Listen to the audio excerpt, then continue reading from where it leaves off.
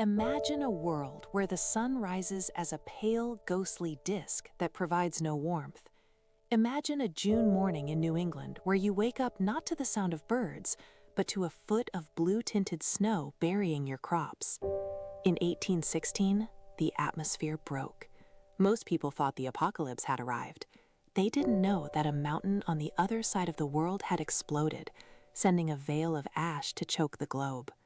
This is the true story of how a volcanic eruption in Indonesia forced the birth of the American Midwest and changed the course of human destiny forever. Chapter 1. The Veiled Morning. The morning of June 6, 1816 in Vermont did not begin with the golden hue of early summer. Instead, Caleb Winslow stepped onto his porch to find a sky the color of a bruised plum. The air was unnaturally still, carrying a dry, metallic scent that tasted like pennies on the tongue. Caleb was a veteran of the War of 1812, a man used to the harshness of the northern frontier. But what he saw that morning chilled him deeper than any British bayonet. The corn he had planted, the lifeblood that would feed his wife and 3 children through the winter, was gone. Not even by pests, not withered by drought, but entombed. 12 inches of heavy crystalline snow covered the Green Mountains in June. "Sarah, stay inside," he croaked, his breath hitching in a visible cloud of vapor. He walked into the field, his boots crunching through the frozen crust. He dug his hand into the drift. Underneath, the young stalks were black and shriveled. They had literally frozen to death in their infancy. He looked up at the sun. It was noon, yet it looked like a flickering candle behind a thick sheet of frosted glass. You could stare directly at it without blinking. It gave no heat. It was a dying star. What Caleb didn't know, what no one in the young United States could possibly comprehend, was that 14 months earlier, a mountain named Mount Tambora in the Dutch East Indies had vanished. It was the most powerful volcanic eruption in recorded human history, an explosion 10,000 times more powerful than the bombs dropped on Hiroshima. It had ejected 160 cubic kilometers of debris into the stratosphere. Now, that debris had arrived over North America. The stratospheric aerosol veil was reflecting the sun's energy back into space. The Earth was cooling, and the American dream was freezing solid. The Great Migration begins. By July, the panic set in. In Massachusetts, the price of oats jumped from 12 cents a bushel to 92 cents. Families were eating pigeons, raccoons, and boiled nettles to survive. The breadbasket of New England was empty. It was during this desperate summer that the Ohio fever began. Thousands of families, convinced that New England was cursed by God or that the climate had permanently shifted, packed their meager belongings into Conestoga wagons. "We are heading west," Caleb told his neighbors, "to the land where the sun still shines. If we stay here, we bury our children by autumn." This wasn't just a move, it was a mass exodus of biblical proportions. This climate disaster accelerated the westward expansion of the United States by decades. This frozen year gave birth to the states of Indiana and Illinois as terrified farmers fled the icy grip of the East Coast. Chapter 2. The Great Exodus and the Shadow of Tambora. The departure from the Green Mountains was not a parade. It was a funeral procession for a life left behind. Caleb Winslow didn't look back as his wagon crested the final ridge of his ancestral farm. Behind him lay fields of blackened corn and the small, unmarked grave of his youngest daughter, who had succumbed to the putrid fever that followed the first June frost. Ahead lay the West, a word that had become a prayer for thousands of starving New Englanders. By late July 1816, the roads leading out of Massachusetts and Connecticut were choked with Ohio fever. It was a scene of biblical desperation. Families who had once been proud landowners were now selling their fine china for a bag of moldy flour. The atmosphere remained a sickly, bruised copper color. Every morning, the sun struggled to pierce through a high-altitude shroud of sulfurous dust that no wind could blow away. "Caleb, the oxen are faltering," Sarah whispered, her voice thin from a diet of boiled nettles and famine bread, a bitter mix of ground bark and rye. "They'll hold, Sarah," Caleb lied, his hands raw from the reins. "Once we cross the Hudson, the air will warm. It has to." But the warmth never came. Even as they moved south and west, the cold followed them like a spectral hunter. In Pennsylvania, they passed through forests where the leaves had turned brown and brittle in the height of summer. Birds fell dead from the trees, their tiny lungs unable to process the strange metallic grit that fell silently from the sky. Chapter 3: The Birth of Monsters in the Dark. While Caleb fought the frozen mud of the American frontier, the year without a summer was weaving a different kind of darkness in Europe. At the Villa Diodati on the shores of Lake Geneva, the weather had become a psychological prison. Lord Byron, the scandalous poet, looked out at a lake that was perpetually gray, lashed by storms that felt more like winter gales. With him was Mary Shelley, only 18 years old, and her husband Percy. They were trapped indoors for weeks. The lack of sunlight bred a profound existential gloom. "We shall each write a ghost story," Byron declared one evening, his voice echoing against the stone walls as lightning flickered across the black water. For Mary Shelley, the environmental apocalypse outside was the perfect womb for horror. She lay awake listening to the unnatural thunder, thinking of the galvanic power of lightning and the hubris of man. While the world outside was dying because of a mountain they didn't know existed, Mary began to write about a creator who brought life to a patchwork of corpses. Frankenstein was not just a product of a young girl's imagination, it was a child of the volcanic winter. The creature mirrored the world of 1816, shunned, cold, and born into a landscape where nature had turned its back on humanity. Chapter 4: The Hunger of Nations. The disaster was now truly global. In the British Isles, the wheat crops had rotted in the fields from incessant rain. In Ireland, the potato crop, the only thing keeping the peasantry alive, began to fail, a dark foreshadowing of the Great Famine that would strike decades later. In the markets of New York, the price of grain tripled in a single week. Riots broke out in the streets of London and Paris. People weren't just hungry, they were terrified. They believed the sun was burning out. "It is the end of the world," wrote a farmer in his diary in August 1816.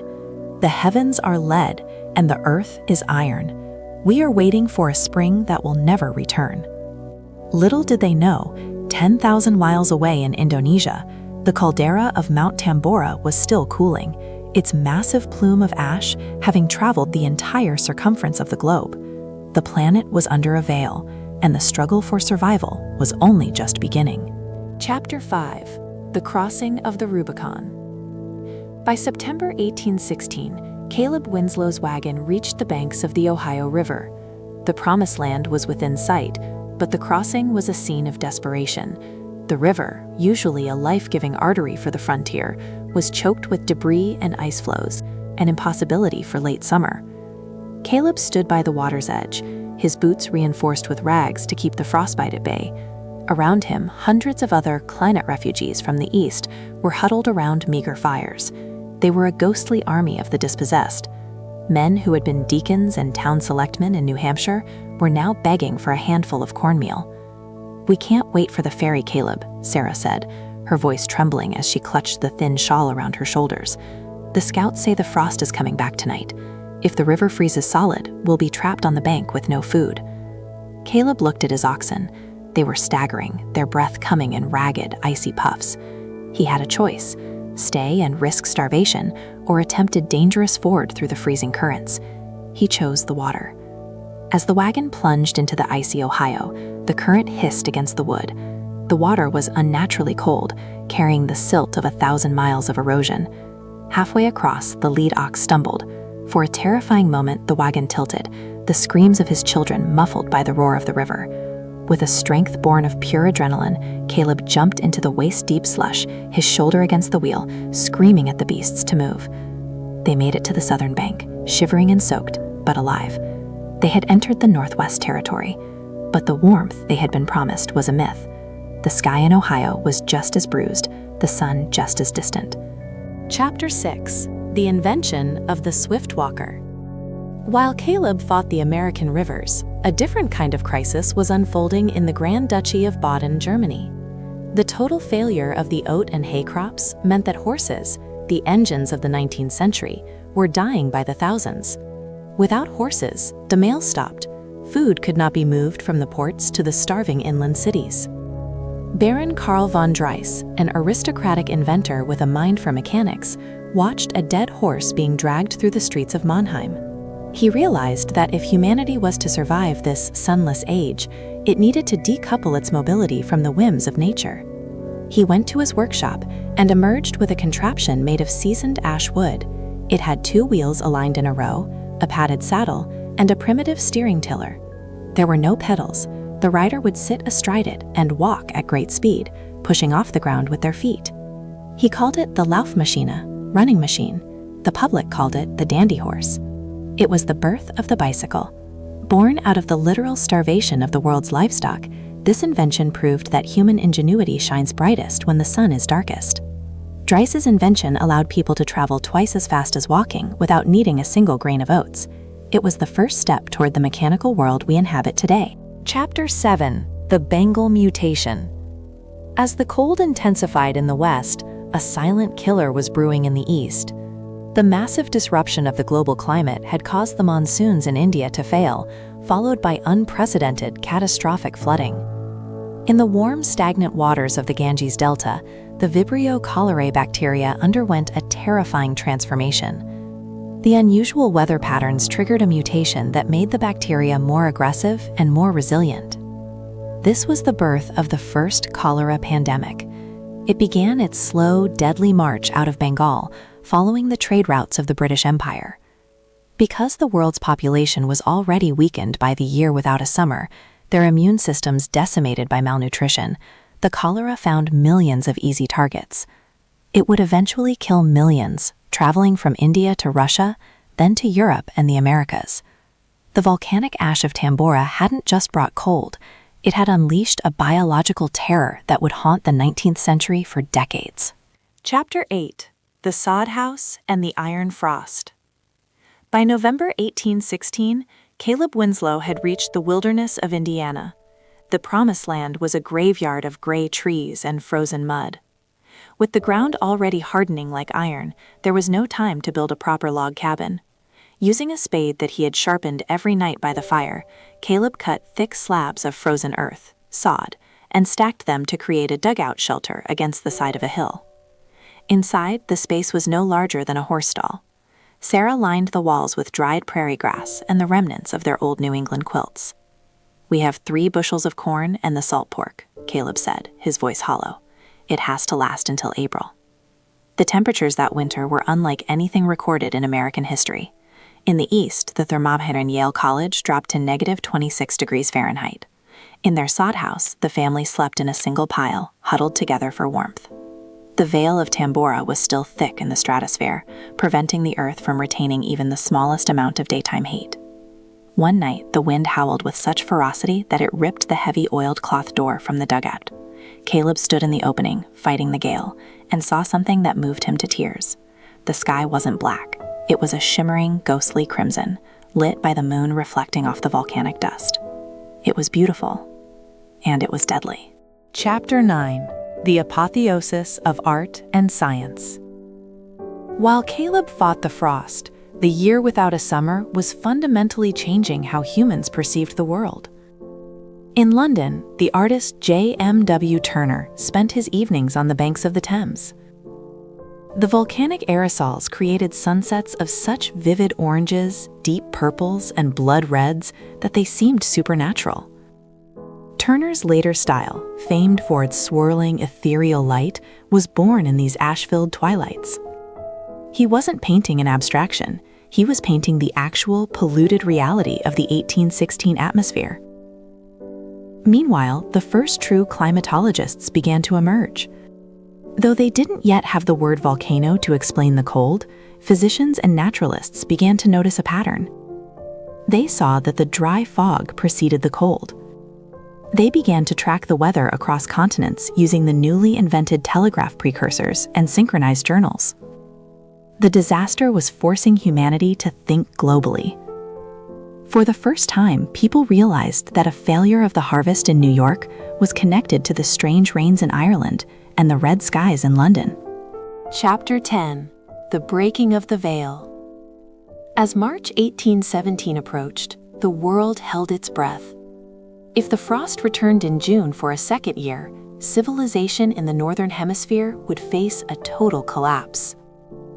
In the Indiana dugout, the Winslow family was down to their last pound of cornmeal.